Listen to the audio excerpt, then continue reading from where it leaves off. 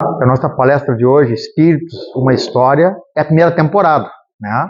Depois vai ter mais temporadas, porque, obviamente, eu não poderia ter a pretensão de esgotar um assunto tão importante, né, em meia hora. Então, quando nós falamos em Espiritismo, nós falamos em 5 pilastras, 5 pilares, 5 colunas, que são as colunas fundamentais. Primeira ideia, crença em Deus. Tá? Então, a primeira pergunta dos Espíritos é: que é Deus? O que rompe com aquela ideia daquela deidade de barbas brancas de horário severo, que está lá no teto da Capela Sistina. Tá? Então, a existência de Deus, a ideia, né, da evolução, tanto do princípio material como do princípio espiritual, a ideia da pluralidade dos mundos habitados, a concepção de que uma mente desencarnada pode entrar em contato com uma mente encarnada, as consciências continuam em comunicação, mesmo em planos distintos, e, naturalmente, a ideia, né, de que existe um bem, não existe uma força antagônica que se oponha ao bem, não existe um Satanás. Na acepção antiga da palavra, Satanás se chama o inimigo, porque o mal está em nós próprios, na medida em que o mal nada mais é do que a ausência de bem, assim como a escuridão é a ausência de luz e o frio é a ausência de calor. Então, basicamente, o mal, a sua origem, é a ignorância. Então, essas concepções nós temos que ter. Alguém pergunta: fulano, tu está indo lá no centro espírita, mas quais são as bases, quais são os princípios? Ah, são esses. Beleza, estou interessado. Vou ir também. Então a gente tem que ter essa ideia sistemática, né, do que a gente acredita ou do que aquilo que a gente está estudando. Mas o Livro dos Espíritos fala sobre espíritos. Mas qual é a história do espírito? Se a gente for começar lá do início, como é que a gente contaria essa história? Hoje em dia se fala muito sobre storytelling, né? Até para vender coisas, tu tem que contar uma história. Então eu me propus, e isso é um livro futuro que eu pretendo escrever, né, a contar uma história. E mais, vou falar sobre espiritismo hoje, a partir de um livro não espírita. A Cidade Antiga, do Fustel de Coulanges. Fustel de Coulanges é muito erudito. E escreveu esse livro em 1875 na França. E é um clássico. E aqui ele fala como as civilizações gregas e romanas, mas não na época do Péricles, antes ainda, né? Quando os itálicos moravam naquela região, muito antes de chegarem os romanos. Quando os gregos moravam naquela região, muito antes de chegar os aqueus. Estou falando 2.500 anos atrás, dos árias também. Então é aqui que ele começa a falar sobre esse livro, e é aqui que eu quero comentar com vocês, já que hoje vocês vão assistir a primeira temporada, né? Então a primeira temporada nós vamos começar lá do início. Então, de acordo com o Kardec, existe uma origem comum a toda forma de inteligência manifestada. Nas questões, quem quiser anotar depois para procurar as fontes, né? A gente sempre tem que procurar dar as fontes para as pessoas saberem. Da onde que ele tirou isso? Então, nas questões 606 e 607 do Livro dos Espíritos, está escrito que emanam do mesmo princípio inteligente as almas dos animais e dos homens. Então é um triângulo, não é à toa que o triângulo é sagrado. Deus, princípio material, princípio inteligente. Do princípio material, todas as energias, né, todas as formas fluídicas da matéria, a matéria aparente, a matéria condensada, tudo está ali. E o princípio inteligente se usa do princípio material para evoluir. Então, é errado a biologia dizer, né, chega um ponto em que da matéria inorgânica se cria matéria orgânica e se cria vida. Não. Né? É o princípio inteligente que se vale do princípio material. E não o princípio material que, em condições especiais, cria o princípio inteligente. Deus criou os dois. E ambos evoluem. Porque um dos pilares da nossa doutrina é justamente a evolução, o progresso contínuo. E que depois de uma certa etapa depende muito do nosso trabalho. Tá? Bom, então, qual a diferença básica entre a inteligência humana e a inteligência animal? Nós emanamos continuamente o pensamento. Enquanto que no animal, o pensamento é descontinuado e fragmentado, com quebras e mudanças de rumo. O nosso cachorro, o nosso gatinho pensa também, mas o pensamento dele é fragmentado. Né? Ele não consegue imaginar e ter, digamos assim, o pensamento abstrato, o raciocínio, a lógica. E essa é a razão pela qual um cachorro nunca pode meditar. O que diz um guru quando fala para a gente meditar? Olha, aquieta tua mente. Não diz? Quando vier um pensamento intrusivo, apenas observa ele passar. Mas espera aí, como é que eu estou observando meu próprio pensamento? Isso pode acontecer? Claro que pode, gente. Porque nós temos o mental superior e o mental inferior. O mental inferior é comum a todos os mamíferos superiores, mas o mental superior apenas nós temos. Esse poder de abstrair, tá? E imaginar, esse pensamento é de raiva, esse é de culpa, e essa é inquietação por causa de tal coisa. É nós refletindo sobre o próprio ato de pensar. Eu penso, logo existo, Descartes. Né? Isso é uma coisa eminentemente humana. Então, o princípio inteligente, em um dado momento da escala evolutiva, ele se individualiza.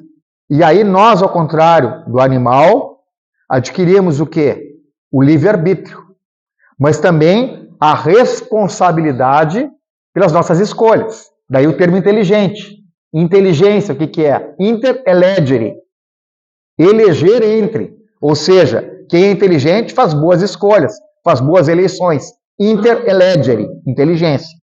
Muito bem. Então, nós temos o livre-arbítrio e a responsabilidade. E aos poucos vamos nos dando conta de que, em função desse livre-arbítrio, a semeadura é livre.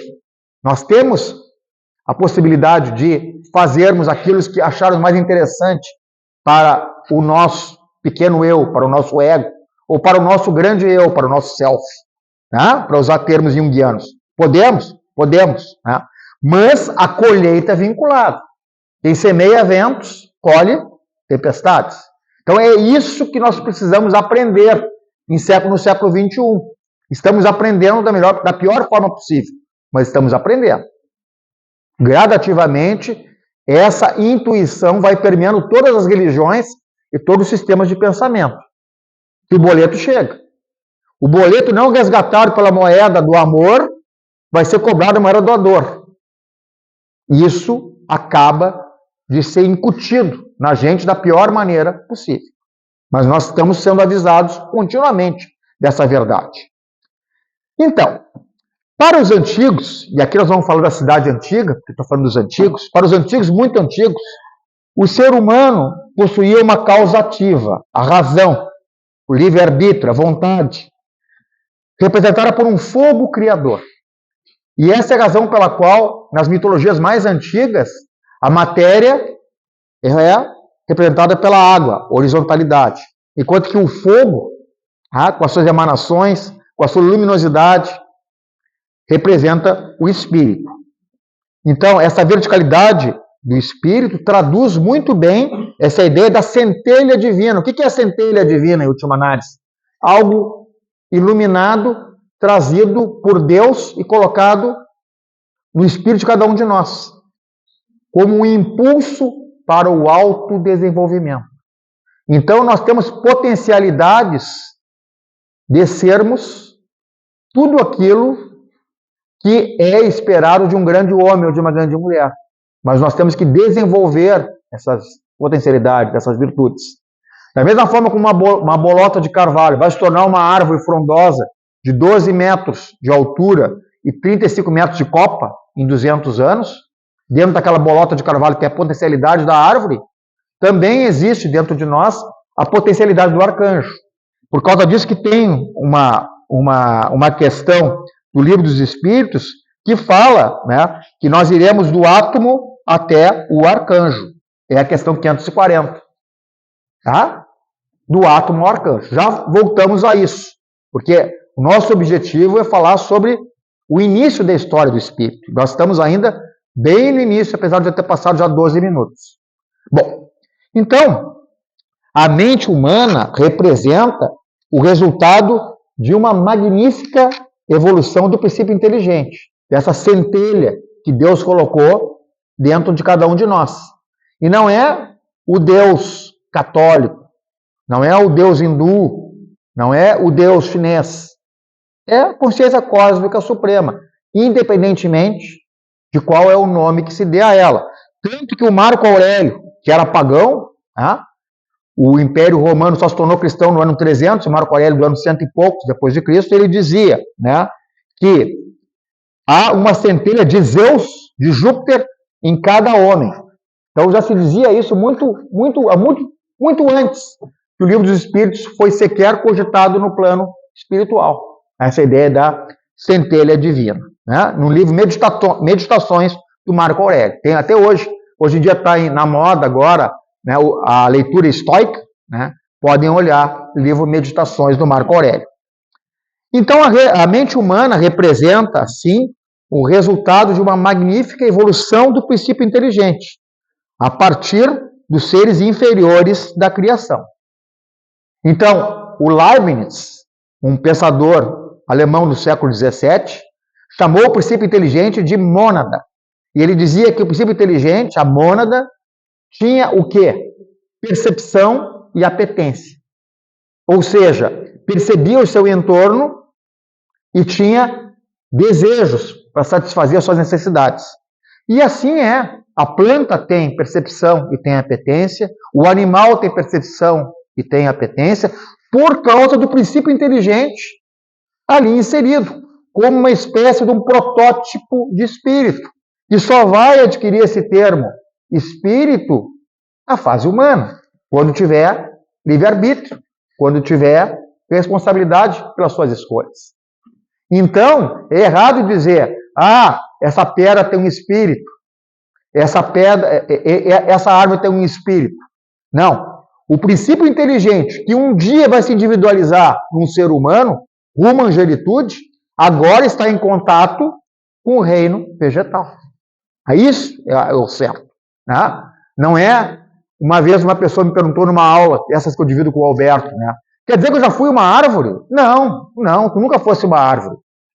O princípio inteligente, é a mesma coisa que quer dizer que eu já fui um macaco? Não, tu nunca foi um macaco, no teu princípio material. Existia um ser, um mamífero, um homídeo, que foi um ancestral comum aos seres humanos, aos sapiens sapiens, e aos macacos, ao chimpanzé, ao gorila, etc, etc. Mas não quer dizer que a gente foi antes macaco. E eu me lembro de uma frase, estava conversando com um amigo sobre o Darwin, e num debate perguntaram para o Darwin, aquela ideia mais antiga da teocracia anglicana, o senhor descende dos macacos por sorte materno ou sorte paterno? Era uma pegadinha, mas na verdade não descendia nem por um lado nem pelo outro, porque na verdade é um descendente em comum para os homídeos em geral, para os primatas em geral. Então, da mesma maneira, assim como vale para a matéria, também vale para o espírito. Eu não fui uma árvore, meu espírito não foi um espírito uma árvore, e sim uma emanação muito antiga do princípio inteligente, que depois se individualizou no ser humano, pode ter animado, e aí o certo é animado, o animas, pode ter animado a árvore. E os primitivos, que não eram tão primitivos assim, acreditavam que todas as coisas tinham alma, a alma da montanha, a alma da floresta, a alma, e rezavam. Na verdade, estavam rezando para o princípio inteligente ali existente. Quando os antigos desenhavam uma pintura numa caverna, o que eles estavam em última análise? Estavam pedindo para o espírito o espírito do guia daquela manada, digamos assim, do búfalo guia, que permitisse que a tribo se alimentasse daqueles despojos, já que precisavam, estava chegando o inverno, estavam sentindo frio, então era preciso as peles, era preciso a carne, e rezavam ao espírito da manada. E faziam essa representação nas paredes das cavernas, antecipando a caçada. Então tinha, digamos assim, um simbolismo muito importante.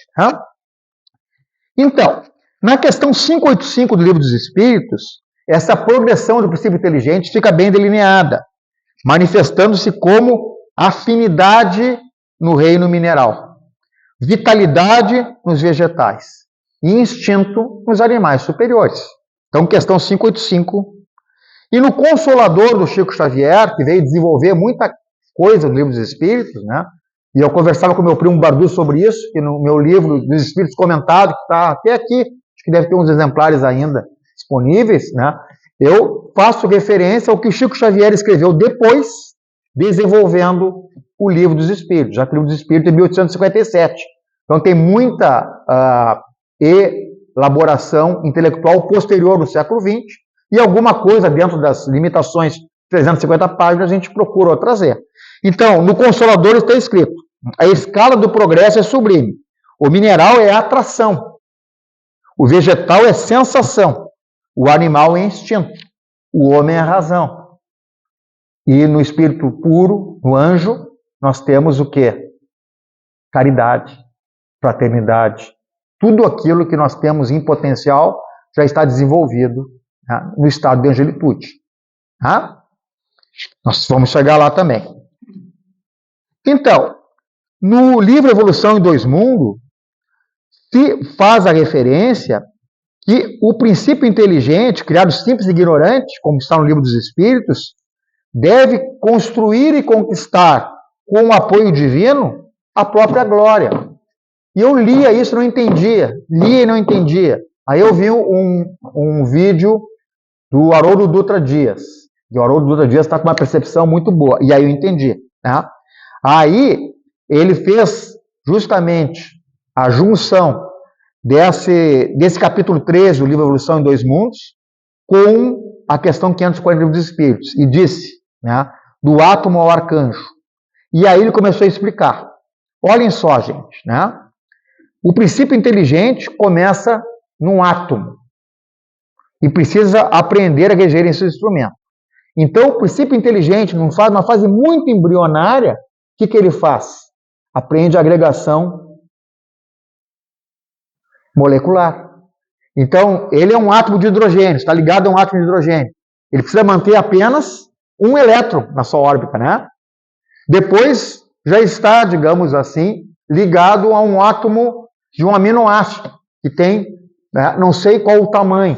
É muito mais complexo manter a sua unidade, sua agregação molecular.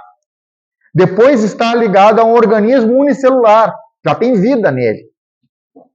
Depois está ligado a uma pequena planta, um líquen, uma alga. Depois está ligado a uma figueira.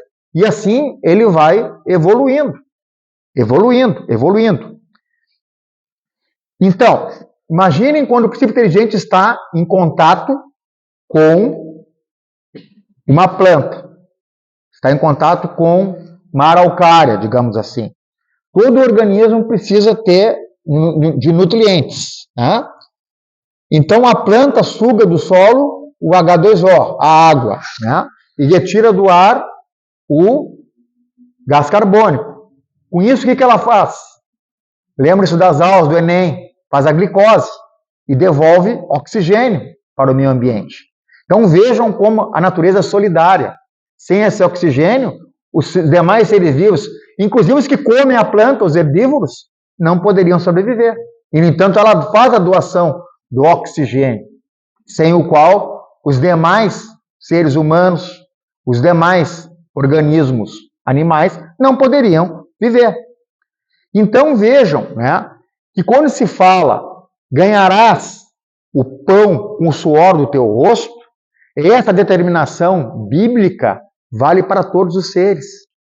Porque se a planta não trabalha, se ela não processa do solo os nutrientes e a água, né, e retira do ar o CO2 através da ignição. O que dá ignição? Sempre tem que precisar de uma ignição. O que dá ignição? A energia para começar a reação química da fotossíntese? O fóton. Né? Daí que está o fóton. Né? Fotossíntese. Se não tem essa ignição, não tem glicose, não tem ambrosia, não tem cocada, né? Não tem comida, em última análise. Então a planta também ganha o alimento com o suor dela. E tudo é assim na natureza. Tá? O herbívoro precisa procurar o alimento. O carnívoro precisa procurar o herbívoro. Né? O predador precisa ir atrás da presa. Se a gazela corre mais que o leão acaba morrendo de fome e também morre os filhotes que estão na caverna esperando o alimento. Claro que talvez em outros mundos mais evoluídos não seja necessária a destruição dos seres para que seus despojos sirvam de alimento para outros, mas o nosso mundo de provas e expiações é assim em relação a toda a criação. Tá? Bom, então o que eu quero dizer para vocês é isso, gente, né? Que tudo é trabalho. E nós também temos que nos auto-trabalhar para fazermos brotar as nossas virtudes, para lapidarmos esse diamante que é a nossa centelha divina. E isso, muitas vezes, gente, não é entendido. Nem por nós que temos essa busca no nosso íntimo, tanto que estamos aqui, uma noite de terça-feira, né? Imagina por quem é materialista ou agnóstico. Bom, então, o que nós temos? Nós temos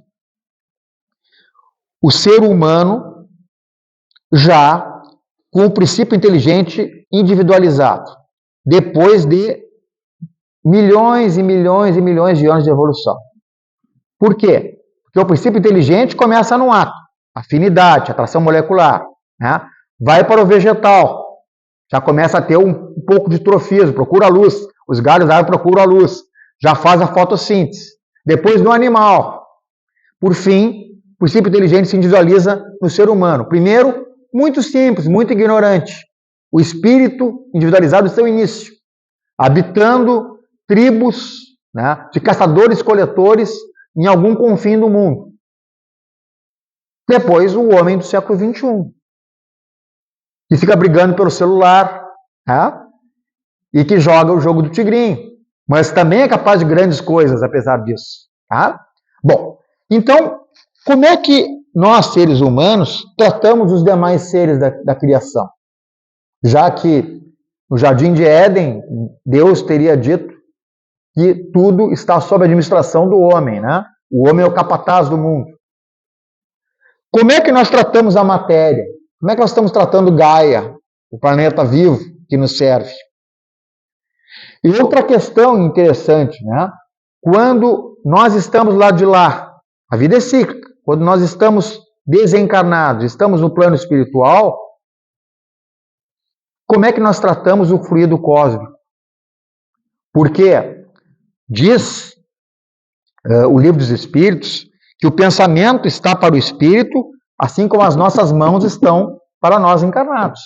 Então, através do pensamento, o ser humano desencarnado, o espírito com algum grau evolutivo, plasma o fluido cósmico. Porque no meio do plano espiritual, a matéria, que seria o fluido cósmico modificado, que existe no plano espiritual, é muito mais plástico. Ele é muito mais alterado pelos eflúvios mentais. E nós viemos para cá, de tempos em tempos, para reencarnar, justamente para ter, a bênção do esquecimento, que nos permite, inclusive, conviver com grandes desafetos do passado e assim nos reconciliar, porque tendo um corpo físico, nós precisamos trabalhar para manter, assim como a planta trabalha para obter a fotossíntese, nós também precisamos, a não ser que a gente tenha nascido filho do Trump, né? Nós precisamos trabalhar para manter esse corpo, vesti-lo, movimentá-lo, etc, etc.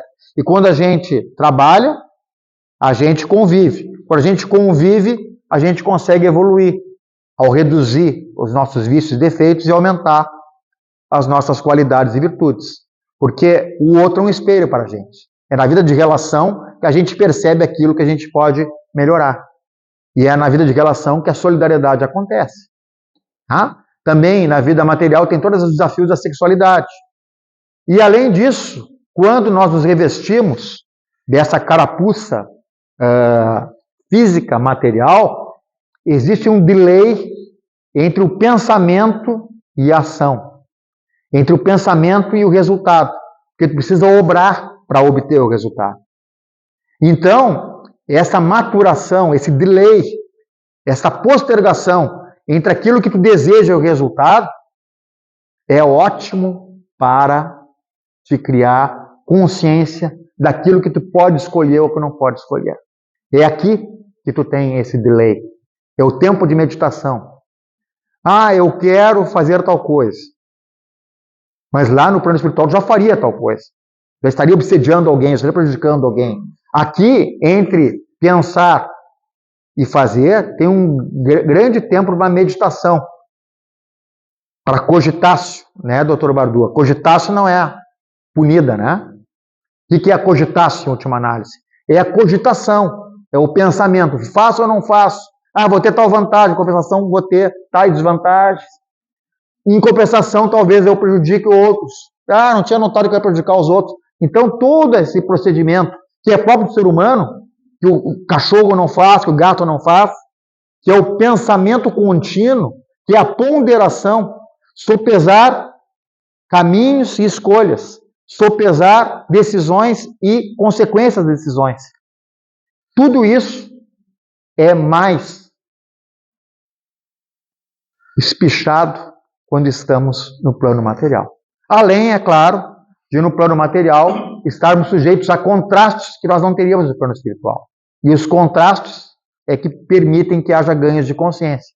Se tudo fosse pastel, eu não diferenciaria o verde do marrom. Tudo pastel. Então, o contraste, os contrários. Né? Tese. O que é a tese? Quando encontra antítese. É uma dialética, né? Um contraste. E eu posso extrair o quê? De ambas? Uma síntese muito mais elaborada. Né? Tese, antítese, síntese. Algo que pega as qualidades, as virtudes de ambas, o conjunto de ideias em confrontação e permita que se construa algo mais elaborado, mais eficiente, mais evoluído. Então, em última análise, esse contraste que nós temos aqui, às vezes tu tem, às vezes tu não tem. Tu ama alguém, não valorizava aquela pessoa, apesar de amá-la, aí ela deixa de estar no plano físico. E tu percebe como era grande aquele amor depois que tu perde. Talvez aí na próxima reencarnação tu consiga valorizar melhor aquela convivência. Talvez tu seja um marido, uma esposa melhor, um cônjuge melhor. Né? Então, todas essas questões, gente, do contraste, né, ele é pedagógico. Então, nós temos esta questão, né? Nós temos que evoluir apesar dos apetites do nosso corpo, apesar dos desejos, às vezes inconfessáveis, né, do nosso cérebro mais recôndito. E aí, o que eu quero dizer para vocês, né, é que, vou ter que abreviar um pouquinho para que a gente possa comentar algum aspecto aqui, é que no início, lá nos primórdios, quando nós estávamos muito próximos da nossa natureza animal ainda, o mundo espiritual era muito mais próximo. Porque espíritos que vieram em missão, muitas vezes também permaneciam no estado de desencarnados, no seio das comunidades paleolíticas, neolíticas, para evitar que a animalidade se instalasse de uma maneira muito violenta. E, naquela época, a mediunidade era muito mais forte. Quase todo mundo era médium audiente. E se conseguia um contato com o mundo espiritual muito mais imediato do que tem hoje. Isso não está escrito aqui. Isso aqui é um livro de 1870. Né? É um livro posterior, um pouquinho, 15 anos, ao livro do Allan Kardec. Eu nem sei se o Fustel de Coulanges se interessava pelo tema, mas olha o que ele está dizendo aqui, das pesquisas que ele fez naquela época e que foram corroboradas. Então, o capítulo 1 fala crença sobre a alma e sobre a morte. E olhem só o que ele disse aqui, que interessante. Então, página 26. Ele está dizendo que as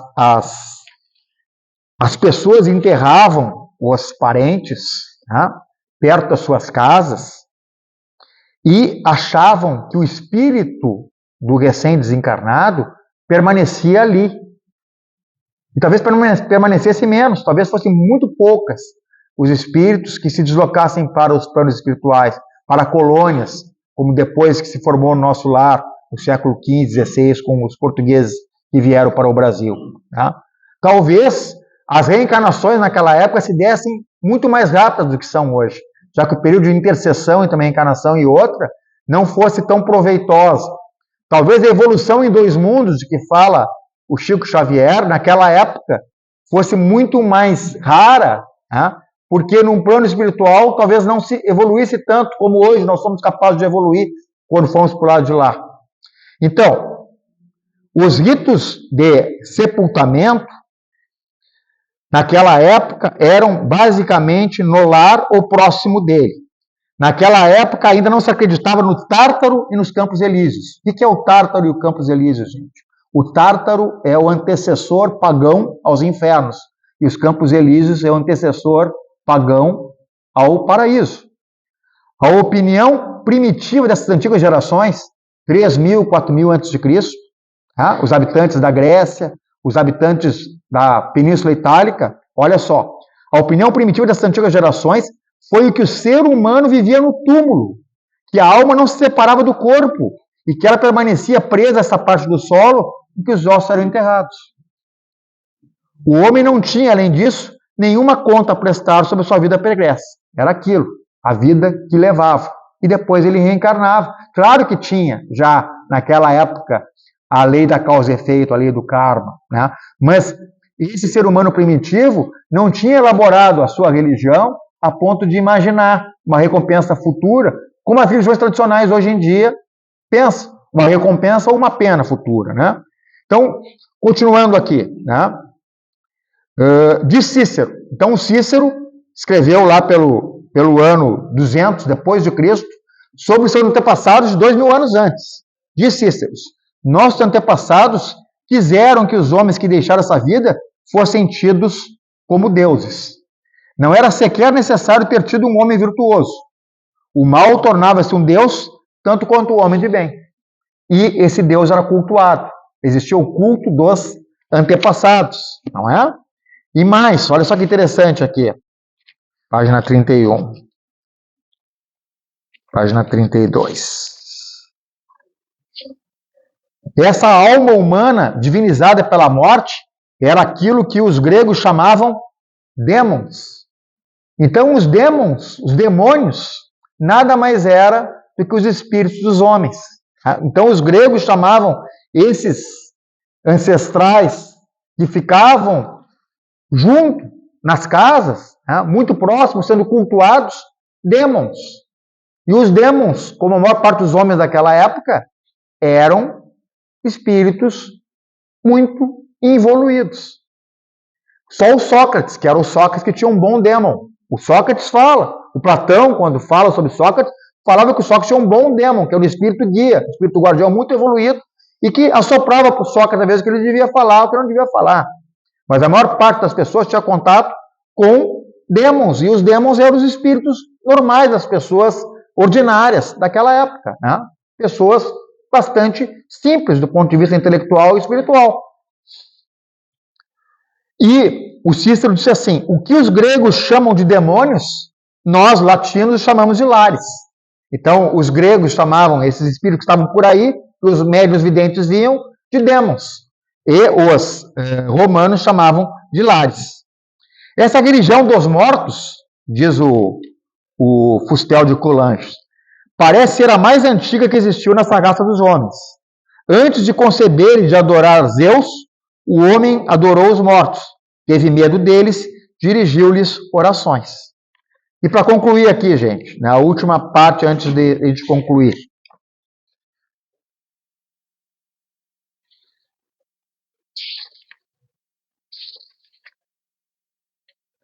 A refeição era o ato religioso por excelência. O Deus presidia a ela. O Deus, o ancestral que estava ali junto e que era evocado. Era para ele que era assado o pão e preparado os alimentos.